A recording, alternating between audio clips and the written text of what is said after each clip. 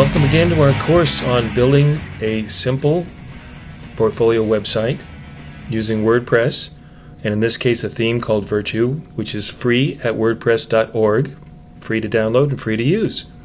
It's the beauty of WordPress. So in this lesson, I'd like to do a quick overview of the whole website so that you can see what it looks like and have a vision of where we're going with this course. So as you can see on my desktop, I'm in a browser, and the top of the website is the logo on the left, David McCain Fine Art. The top nav bar, which I'll be referring to, very easy to add these as you create your pages. We've got 5 pages: home, portfolio, about, blog, and contact. Very basic but very useful. We have a slider here. It automatically moves through 3 slides. We'll be talking about that in the course. I'm going to click on these. These are just to give the audience a visual sense of the artist's work. His work is not horizontal like this, so I just did a quick zoom in to some of the paintings. As you can see, they're somewhat abstract, lots of use of color. As we scroll down, you'll see this is a carousel, they call it, of David McCain's oil paintings. So that's the title. These are 3 portfolio pages. We'll click on these and look at them later as we build them. As we add more portfolio images, this will actually scroll just like the slider did, so there can be more of these. Probably about 6 would be a good number. The next section below that, the 3rd section, is called Latest News. This is utilizing WordPress's built-in blog feature.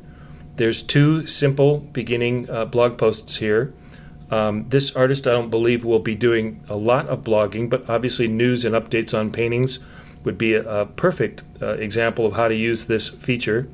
And you can set how many of these you'd like to show.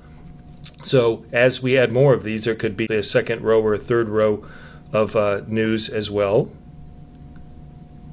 This section is 3 blocks. Icon callouts is what I call them. Basically, these are additional information on whatever you would like, and they can have an icon at the top. So it's an icon layout with 3 columns.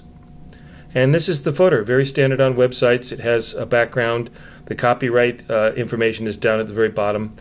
And I kept this very simple again on purpose. So all I did was add some information on the left. Showed a couple of the widgets, they're called, that can go in the bottom.